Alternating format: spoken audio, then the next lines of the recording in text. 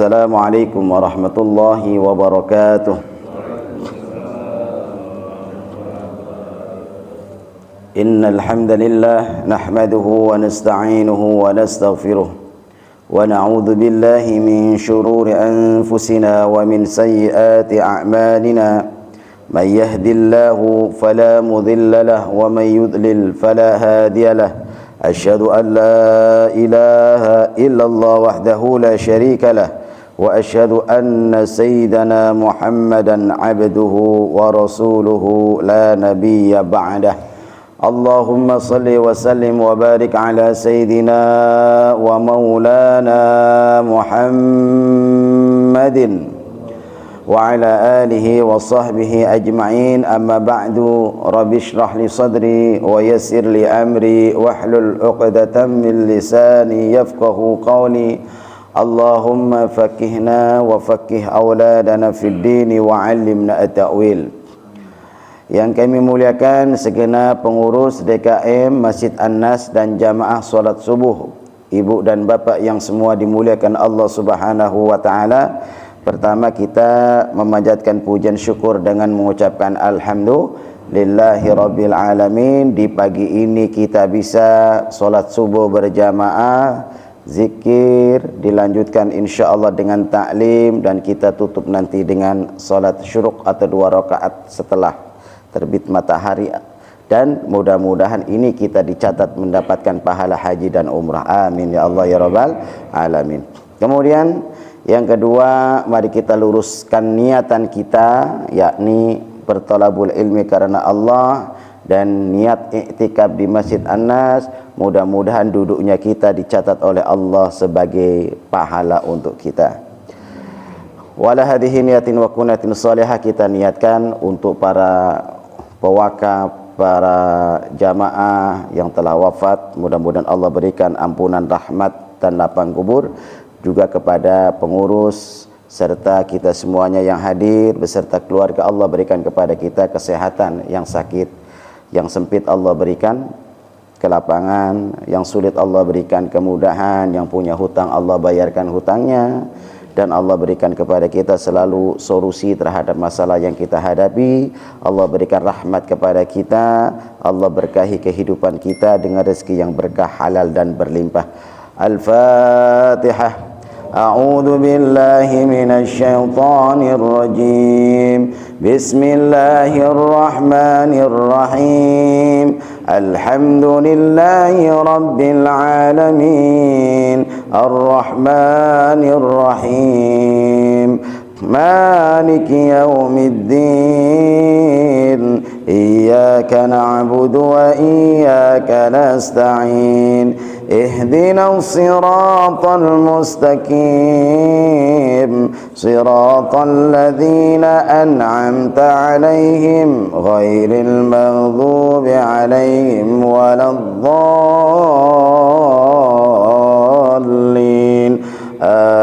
آمين. Insyaallah pagi hari ini kita akan mengkaji Surah Al-Baqarah ayat 40 sampai dengan 46. Kita baca dan kita perbaiki bacaan kita ya. Ya Bani Israel. Kita awali dengan ta'awud. A'udzu billahi minasy syaithanir rajim. Bismillahirrahmanirrahim.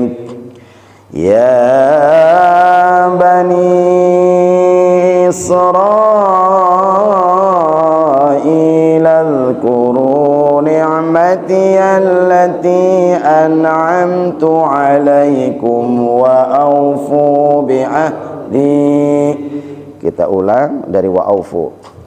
Wa awfu bi'ahdi ufi bi'ahdikum wa iyaya farhabun. Wa aminu bima anzaltu musaddiqan lima ma'akum wa la takunu أول كافر به ولا تشتروا بآياتي ثمنا قليلا وإياي فاتقون ولا تلبسوا الحق بالباطل وتكتموا الحق وأنتم تعلمون وأقيموا الصلاة وآتوا الزكاة واركعوا مع الراكعين أتأمرون الناس بالبر وتنسون أنفسكم وأنتم تتلون الكتاب أفلا تعقلون واستعينوا بالصبر والصلاة وإنها لكبيرة إلا على الخاشعين الذين يظنون أنهم ملاقو ربهم وأنهم إليه راجعون صدق الله العظيم. Ya bani jangan is ya, tapi tahan ra. Isra'il tahan juga, enggak boleh ladz ya, enggak boleh ladz. Isra'il kuru jangan enggak. Ni'mati allati an'amtu kita biasanya an'amta gitu ya. Bukan amta. An'amta di sini an'amtu alaikum wa aufu bi'ah gak usah bi'ah gitu, gak usah, biasa aja bi'ahdi ufi bi'ahdikum wa iyaya tahan ya, wa iyaya farhabun ya. Coba ya bani ya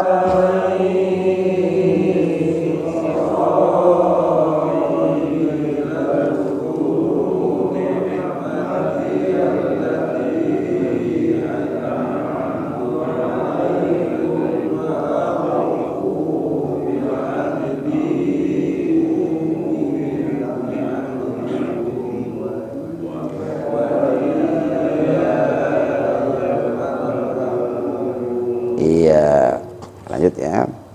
Wa aminu bukan dibuka mulutnya ya, jangan tapi wa aminu bima ikhfa ya, bukan ang tapi ya. Anzaltu ada tasdid, musaddiqal bukan kul musad bukan musaddiqan lima ma'akum wa la takunu awwala kafirin bih wala sin besar ya. Tash, bukan tash, enggak. Tashta, tashta, tashta. Wala tashtaru bi ayati thamanan. Ikhfa lagi. Tha, bukan sa. Tha. Thamanan qalilan qalilan wa iyaya fattaqun. Coba baca dari wa aminu. Wa aminu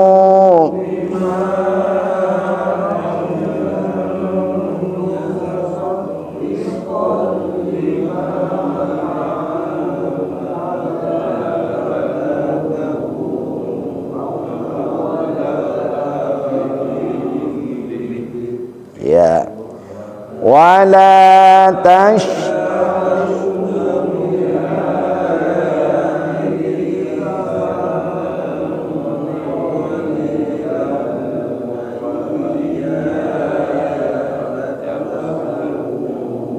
ya fattaqun ya. Wala tal, enggak boleh tal, jangan alhamdu, alhamdu, enggak boleh ya. Tal. Wala tal bisul, enggak boleh bisul haqqa, bukan haqqa tapi dalam ya. Haqqa bil batini, bukan bati, badhili watak kaf ya. Wataktumul haqqa wa antum ta'lamun. Saya ulang ya. Wala talbisul haqqa bil badhili wataktumul haqqa wa antum ta'lamun. Coba.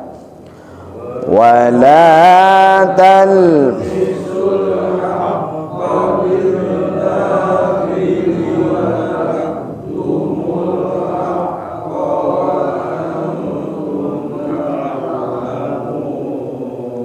Iya. Wa aqi, bukan ki, bukan aki-aki ya, tapi aqi. Wa aqimus, bukan mus sad. Wa aqimus salata ya. Wa aqimus salata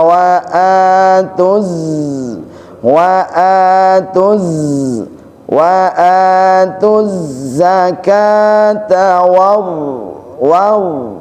enggak boleh warka'u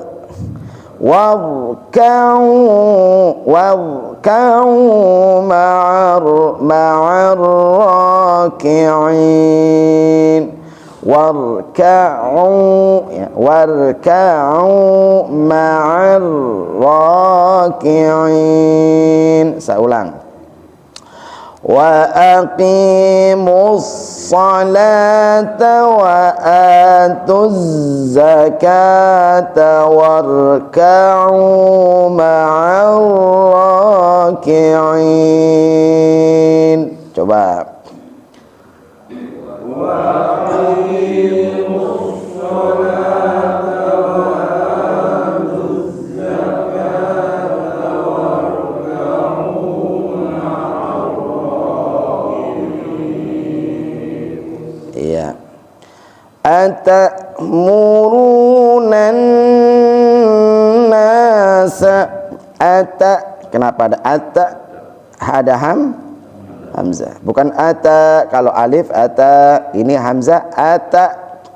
Atamuruna nasa bil birri, enggak boleh bil ya.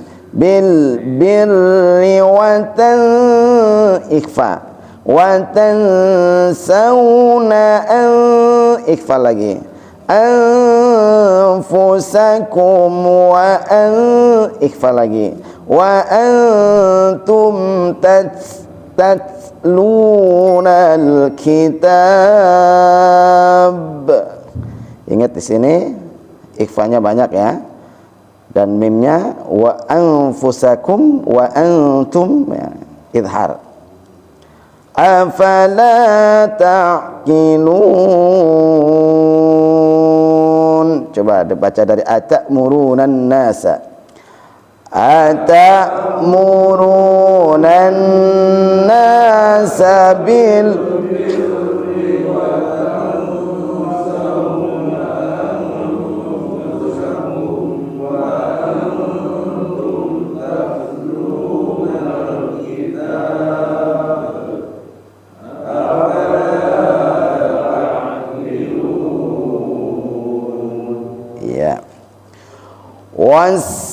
was nggak boleh, nggak boleh ya, walaupun ada alif 100 bahasanya itu, tapi berikutnya ada huruf mati ya pendek.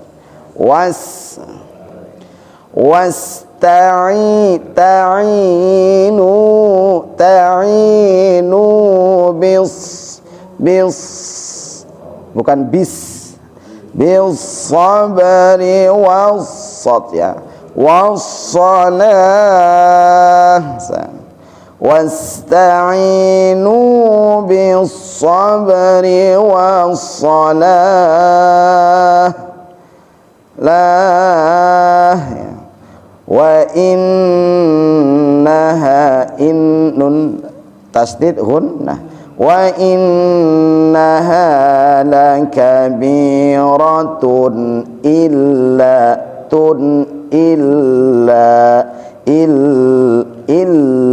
bukan ila illa alal kha ya, nggak boleh alal khasi'in khashi'in.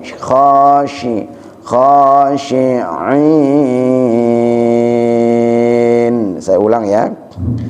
Wasta'inu bis sabri wassalah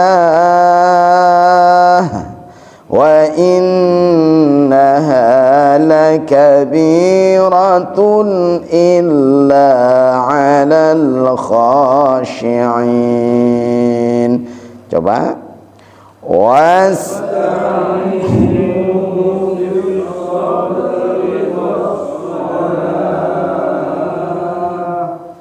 wa innaha lakabiratun illa 'alal khashi'in alladzina yadhunnuna annahum mulaqu rabbihim wa annahum ya, banyak nun tasdid ya, wa annahum ilaihi raji'un ya. Alladzina yadhunnuna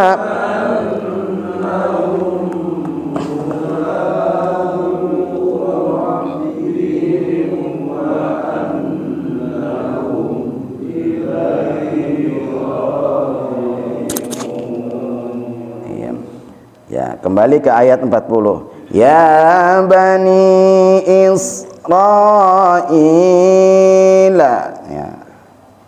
Hai Bani Israil. Maksudnya siapa di sini Bani Israil? Yakni anak cucu Nabi Yakub alaihis salam. Nabi Yakub ingat bapaknya siapa? Nabi Yusuf. Ya. Punya anak berapa? 12. Maka dari 12 inilah nanti yang disebut dengan keturunan Bani Israil. Bani Israil. Apa yang dimaksudkan pada ayat ini dipanggil ya Bani Israel, hai anak-anak cucu Yakub, hai Bani Israel. Udhkuru, ingatlah kalian nikmati, nikmat-nikmatku, allati an'amtu alaikum, yang telah kuberikan kepada kalian.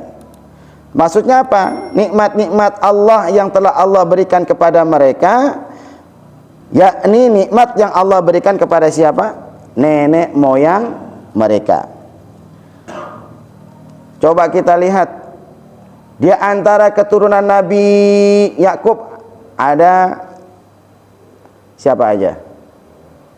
12 anak. Terus kita mengenal ada namanya Nabi Musa alaihis salam. Coba nikmat yang Allah berikan kepada Nabi Musa alaihissalam apa? Dan Bani Israel diselamatkan dari Fir'aun. Ya. Padahal kalau kita lihat sebenarnya Musa itu punya hutang budi nggak sama Fir'aun? Ya, punya hutang budi. Kemudian kita lihat kapan dia mesti harus balas hutang budi. Sementara di dalam perjalanannya ternyata Fir'aun dengan Nabi Musa itu berlawanan, bertentangan. Dalam hal apa? Dalam akidah. Kalau sudah dalam hal menyangkut kebenaran, tidak boleh namanya kita kemudian kebenaran itu tunduk kepada kebatilan. Walaupun yang batil ini pernah memberikan jasa kepada dirinya. Jadi kebenaran itu harus diutamakan. Ya kalau bahasa sekarang mungkin lagi ngomongnya etik gitu ya, etika. Jadi kalau mau diungkit-ungkit ya, Nabi Musa alaihissalam itu punya banyak hutang budi kepada Fir'aun. Tetapi yang terjadi karena ini adalah menyangkut masalah kebenaran, bukan ego ya, bukan ego. Ta'zim tetap ta'zim, hormat. Tetapi ketika diperintahkan oleh Allah Subhanahu wa taala, Musa disuruh menghadap orang yang pernah membesarkannya, pernah membiayai hidupnya, pernah merawatnya. Apa yang terjadi pada diri Nabi Musa? Terasa berat nggak? Berat, Pak. Nyesek nggak itu hatinya? Nyesek. Terasa sempit nggak? Sempit. Betul nggak? Kecuali kalau kita berhadapan dengan orang yang nggak kenal. Beda, Pak. Ya kan? Bapak suruh bicara di hadapan orang nggak dikenal, enak-enak aja. Dalam artian, contohnya diberikan kesempatan untuk memberikan tausiah sambutan. Kepada orang nggak dikenal mah santai-santai aja kan. Habis ngeritik, nyeramahin, besok kagak diundang lagi juga masa bodoh ya kan? Ya. Tetapi kalau sama orang yang dikenal berat. Dia tahu masalah kita. Kita juga pernah merasa berhutang budi sama dia, bahasanya kan gitu kan. Biasanya ada kebenaran yang akhirnya tidak berani untuk diungkapkan. Ya. Nah ini sering terjadi. Maka ketika itu ada pada diri Musa alaihissalam, yang terjadi apa? Ya mohonlah pertolongannya Allah Subhanahu wa ta'ala. Maka doanya apa itu, Pak? Rabbish rahli sadari. Ya Allah, lapangkanlah dadaku. Dada kita nggak bisa lapang, Pak. Dalam artian dari ukuran ya. Ya ukurannya segini-segini, nggak mungkin kemudian dadanya jadi lapang. Artinya apa? Kita lapang hati kita. Orang yang lapang hatinya, dia siap untuk dimarahi, dikritik. Ketika dipuji dia tidak terbang, ketika dihina dia tidak runtuh gitu. Jadi kekeh dengan kebenarannya. Wa yassirli amri, dimudahkan urusannya tuh sampai minta sama Allah. Apalagi wahlul 'uqdatam min lisani, dimudahkan lisannya di dalam bertutur kata. Ada yang mengatakan di sini Nabi Musa mengalami pelok. Ada yang mengatakan begitu. Karena gegara ketika masih kecil, ketika Fir'aun sudah mulai curiga, jangan-jangan anak ini yang akan meruntuhkan kerajaannya. Jadi feelingnya sebenarnya tajam pada waktu itu ya Fir'aun ya. Karena berdasarkan nasihat para ahli-ahli sihir atau peramal yang ada di sekitar kerajaan Mesir pada waktu itu, dia udah punya isyarat, jangan-jangan anak ini yang akan meruntuhkan kerajaan Fir'aun. Maka anak ini diberikan dua pilihan antara bara api dengan apel, bahasanya gitu kan. Ternyata yang dipilih apa? Namanya anak-anak kadang-kadang yang dilihat apa? Yang nyala-nyala mengkilap. Disitulah kemudian diambil bara api dan mau dimakan. Jadi terkena lidahnya. Ada yang mengatakan begitu. Tetapi tafsiran yang lain mengatakan tidak. Nabi Musa itu adalah orang yang pandai berbicara, tetapi wahlul 'uqdatam min lisani ini adalah menghilangkan keluh. Bapak kadang-kadang udah siap, udah disiapkan teks untuk memberikan sambutan gitu ya. Dalam suatu acara udah ditulis dan seterusnya, udah dihafal, giliran berhadapan sama orang yang terjadi keluh. Keluh itu lidahnya kayak kekunci. Mau ngomong apa ya gitu kan? Muter-muter ama ba'du nggak selesai-selesai. Itu kan mungkin nggak? Sangat mungkin.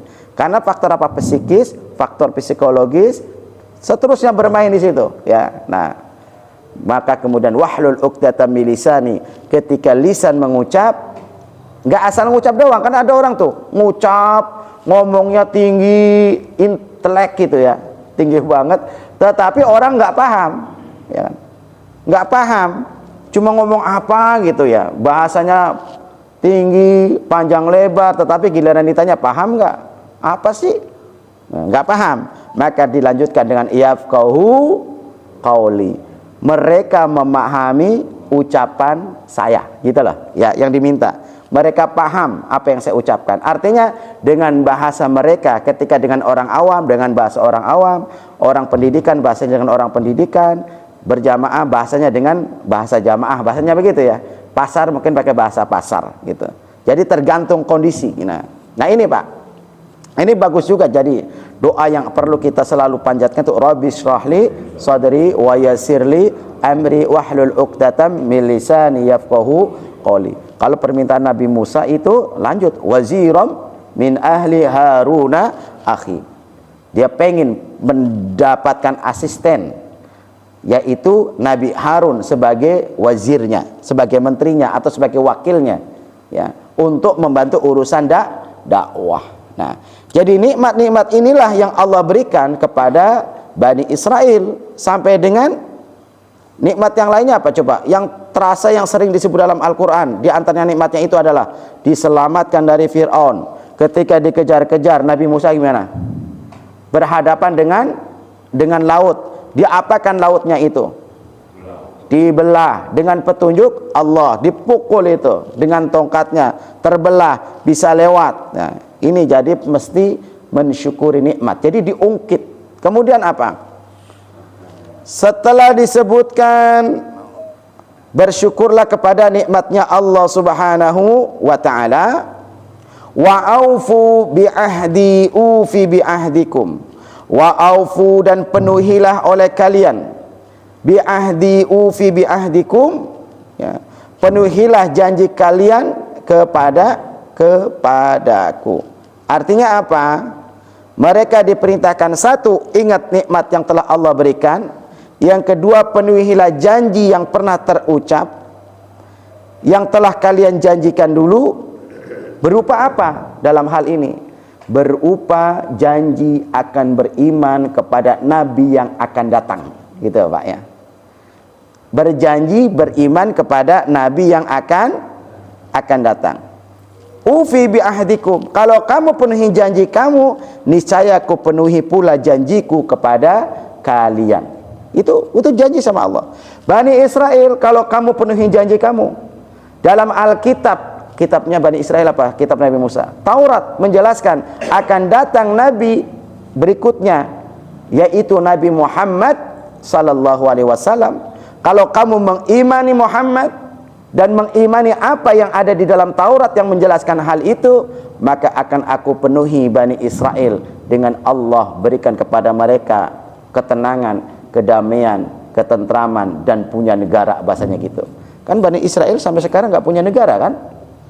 Ya, jadi yang ada di Palestina bukan masalah konflik agraria, konflik wilayah, tetapi adalah penjajahan, mencaplok gitu area Palestina untuk dikuasai. Nah, wa iyaya farhabun, ya. Jadi dan hanya kepada Allah lah, ya, kepadaku lah, ya, niscaya apa akan Allah penuhi bila kalian memenuhi janji Allah. Wa iyaya farhabu, dan hanya kepadaku lah kalian harus takut, sehingga kalian tidak berani menyalahi janji dan tidak perlu takut kepada pihak-pihak lain. Coba dari sini. Jadi Bani Israel, Nabi Musa alaihissalam di antara keturunan Bani Israel, dalam kitab Taurat sudah disebutkan akan datang nabinya Muhammad, ya. Maka kewajiban mereka adalah mengimani Nabi Muhammad sebagai nabinya. Kalau mereka penuhi saja janji-janji itu, niscaya mereka akan mendapatkan janjinya Allah Subhanahu wa ta'ala. Tapi yang terjadi, mereka menerima enggak? Tidak. Mereka tidak menerima. Coba kita lihat sikap yang ada pada diri mereka apa saja. Dalam Al-Quran bahkan diperintahkan kepada mereka. Kan tadi udah ketahuan, ya, mereka suruh penuhi janjinya kepada Allah Subhanahu wa ta'ala. Ingat dulu, ya, wa aminu bima anzaltu musaddiqan lima ma'akum. Pertama, Allah perintahkan kalau nanti Nabi itu sudah datang, wa aminu bima anzaltu musaddiqan lima ma'akum. Selain nabinya yang diimani, diperintahkan di sini apa? Wa aminu, berimanlah kepada apa yang kuturunkan. Berimanlah kalian kepada apa yang aku turunkan. Apa Pak yang diturunkan? Al-Quran, bukan Taurat, ya. Taurat itu sudah terjadi, ya.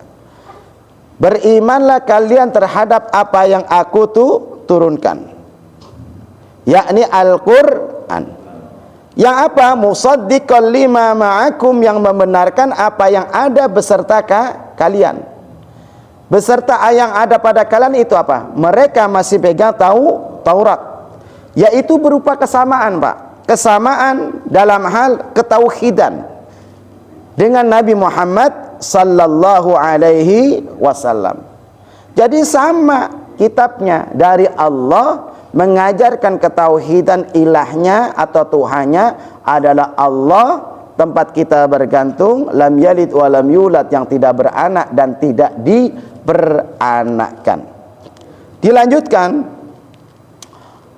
wala takunu awwala kafirin bih. Wala takunu, dan janganlah kalian awwala kafirin bih, menjadi orang yang kafir pertamanya. Jangan kalian menjadi orang yang kafir pertama kepada Al-Quran. Kenapa?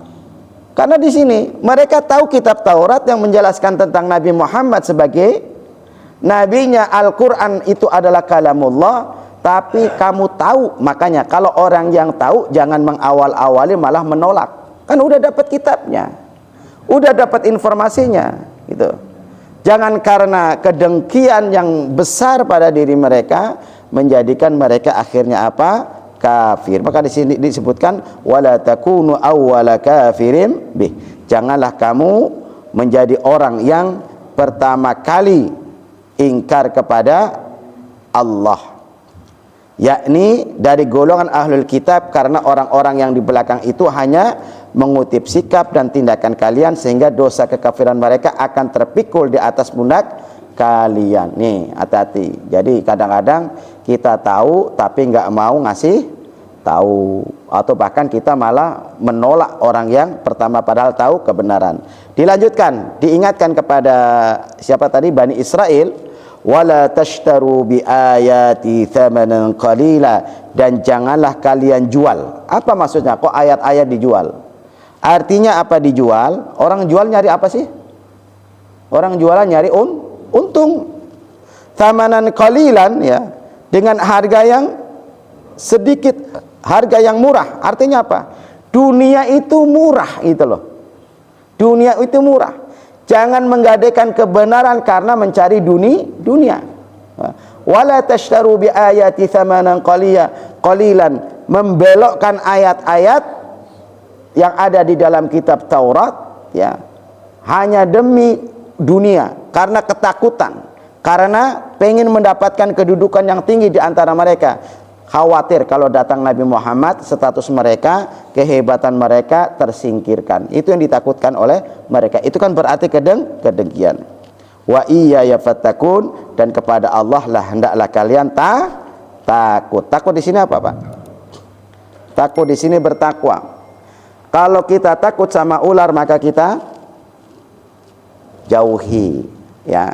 Kalau kita takut kepada Allah, kita dekati. Bedanya di situ, ya. Dekati dengan cara apa? Jalankan perintahnya, tinggalkan larangannya.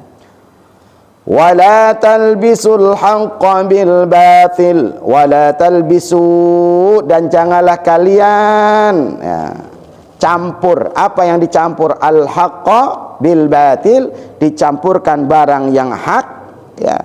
Yakni barang yang hak apa? Barang yang telah diturunkan kepada kalian dengan yang batil. Yang batil itu apa? Yang diada-adakan.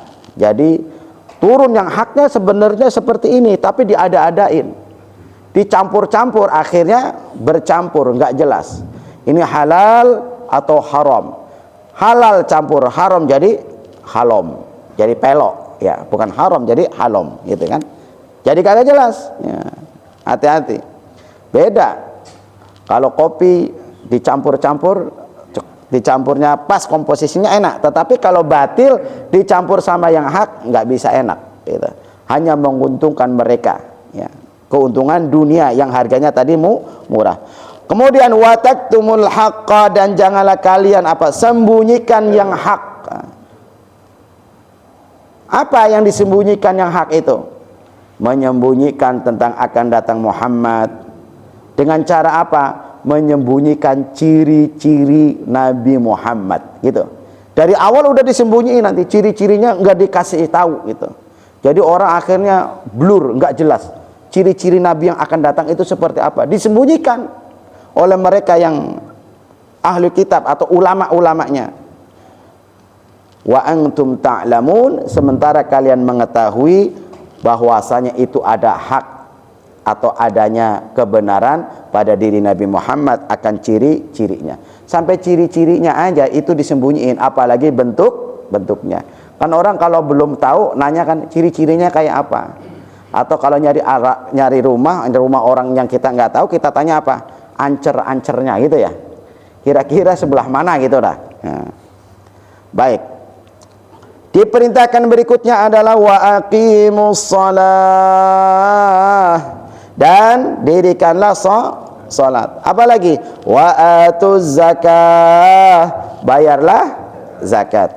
Warka'u ma'ar raki'in, dan rukulah bersama orang-orang yang ruku. Artinya gini, Pak.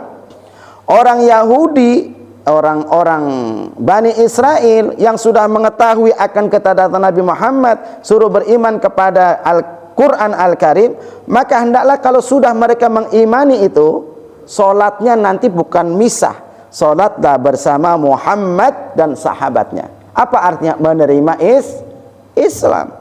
Kemudian Allah menunjukkan kepada ulama mereka yang pernah memesankan kepada kaum kerabat mereka yang masuk Islam, tetaplah kalian dalam agama Muhammad, karena ia adalah agama yang benar. Ini orang-orang yang lurus seperti itu, mengingatkan kepada mereka. Jadi nantinya harusnya Bani Israel itu kalau seandainya mengimani Muhammad sallallahu alaihi wasallam, mendirikan salat, membayar zakat, dan ruku bersama orang-orang yang ruku, artinya dengan umatnya Muhammad sallallahu alaihi wasallam, maka mereka akan mendapatkan apa yang dijanjikan Allah Subhanahu wa taala. Kemudian atamuruna nasa bil birri, ya, mengapa kamu menyuruh orang lain berbuat kebaikan? Jadi para ulamanya menyuruh orang lain berbuat kebaikan, yakni untuk beriman kepada Nabi Muhammad sallallahu alaihi wasallam, wa tansawna anfusakum, sementara kamu itu melupakan dirimu sendiri, hingga kamu mengabaikan dan tidak beriman kepada Muhammad sallallahu alaihi wasallam. Wa antum tatlunal kitab, sementara kalian membaca Alkitab, membaca Taurat yang di dalamnya tercantum ancaman siksaan bagi orang yang tidak sesuai antara apa yang dikatakan dengan yang diperbuat. Coba, kadang-kadang ada kan model begini kan, ya, ngasih tahu orang tetapi yang ngasih tahu tidak bisa mengerjakan, atau bahasa kita namanya omdo, omong doang, ya, bukan omong doang, ya. Ya. Omong doang itu kadang-kadang menjadi ciri kemunafikan, ya. Ya, ini. Di sini digambarkan, kamu padahal baca Alkitab, baca Taurat. Kamu ngajakin orang melakukan kebaikan, tapi kamu sendiri tidak melakukan kebaikan. Padahal dia lebih tahu. Nah ini, ada apa itu kan biasanya. Kenapa tidak mau beriman, tidak mau menerima kebenaran? Biasanya tadi karena penyakit sombong, penyakit dengki, merasa lebih baik, atau tidak suka terhadap nikmat yang Allah berikan kepada Muhammad sallallahu alaihi wasallam. Afala ta'qilun, apa kamu tidak punya otak, begitu kan? Kenapa dia sampai enggak punya otak? Mungkin ketika pas bagi-bagi otak dia enggak datang. Kan? Artinya tidak mau berpikir gitu. Afala ta'qilun. Kemudian dilanjutkan, wasta'inu bis-sabri was-salah, sampai diingatkan kepada Bani Israel. Ini sampai Bani Israel terus nih. Wasta'inu, dan ista'inu, mintalah pertolongan. Pertolongan dalam hal apa? Menghadapi urusan, pertolongan apalagi dalam menghadapi masalah-masalah atau kesulitan. Dengan cara apa menghadapi masalah? Bis-sabri, dengan bersabar. Sabar itu apa sih? Menahan diri dari hal yang tidak baik. Benar. Sabar itu nahan diri dari hal yang tidak baik. Contoh bapak senggolan nih, nahan diri dari hal yang tidak baik. Kalau senggolan bapak nyolot, tahu, marah-marah, apa yang terjadi? Yang disenggol ikut marah nggak biasanya? Jangan gagah-gagahan. Belum tentu yang disenggol kita marah, yang kita senggol langsung maaf Pak, belum tentu. Bisa jadi lebih marah lagi karena dia ngerasa lebih benar kok, ya kan? Nah itu Pak, ya. Jadi bersabar itu lebih baik, karena kalau sudah ini marah ditambahin marah lagi, yang terjadi di sini hanya nyolot ngomong doang, yang di sebelah sini malah nonjok. Ketika nonjok akhirnya jadi pukulan, urusannya jadi panjang. Harusnya bisa pergi ke kantor, akhirnya jadi urusan ke polisi, nggak terima, kan jadi panjang kan. Yang tadinya nggak ngeluarin duit, karena pukulan kita itu lebih kenceng sampai bengep itu orang, akhirnya damai ngeluarin duit, gaji sebulan habis. Bisa jadi kan tuh, karena faktor itu Pak. Wasta'inu bis sabri. Jadi caranya adalah minta tolong kepada Allah pertama dengan sabar. Kemudian apa? Nah ini sabar sangat penting. Wassalah, dan salat. Nah, karena salat itu bikin orang luruh itu hatinya tunduk. Kita milik Allah, akan kembali kepada Allah, hanya kepada Allah lah kita mengadu. Nah, di sini apa ya? Di sini menjelaskan pentingnya tentang salat, menyatakan pentingnya salat. Maka dalam hadis itu baginda Rasulullah sallallahu alaihi wasallam, jika Nabi sallallahu alaihi wasallam hatinya risau disebabkan suatu masalah, ya, maka beliau selalu melakukan salat. Gitu Pak. Jadi sunnahnya gitu. Kalau lagi galau itu mesti salat. Bukan lagi galau kemudian nyalain rokok. Ya, bukan lagi galau kemudian karaokean. Lagi galau yang ada malah kadang-kadang kita pergi ke kafe, ya kan, karaokean. Nah enggak. Kalau kita muslim diajarkan, Rasulullah itu kalau lagi risau itu enggak menentu apa yang mesti dikerjakan, aduh bagaimana, was-was dan seterusnya, maka yang dikerjakan adalah salat. Bis-sabri was-salah. Kan sabarnya udah, kemudian mengerjakan salat. Karena itu nanti akan mendatangkan ketenangan, ketentraman. Karena orang yang tenang tentram itu orang yang menyandarkan diri kepada Allah. Udahlah, kita ini milik Allah kok, akan kembali kepada Allah. Jadi masalahnya diringankan, minimal gitu Pak ya, diringankan. Bahkan di sini disebutkan wa innaha lakabiratun illa 'alal khashi'in. Jadi wa innaha, dan sesungguhnya ia, ya ini maksudnya apa haknya? As-shalah, ya. Sesungguhnya salat itu lakabiratun illa 'alal khashi'in, amat berat, akan terasa berat. Betul, salat itu akan terasa berat kecuali bagi orang-orang yang khusyuk. Orang yang khusyuk itu orang yang gimana? Tunduk. Orang yang khusyuk itu artinya orang yang cenderung berbuat taat. Itu orang yang khusyuk begitu. Khusyin itu orang yang menundukkan, merendahkan diri ya di hadapan Allah gitulah. Merendahkan diri di hadapan Allah. Maka kalau orang sudah merendahkan diri di hadapan Allah itu ringan. Coba Bapak cari. Yang lebih ramai yang mana? Masjid atau mungkin keramaian-keramaian yang sifatnya duniawiyah? Ya. Di masjid itu kan, padahal dipanggil kan kalau udah hayya 'alas shalah, panggilan bukan? Panggilan. Coba kalau ada musik-musik dangdutan, maaf ya, ada tetangga konser ya, itu perasaan nggak ada pengumuman dah, ya kan? Nggak, cuma di share doang kan.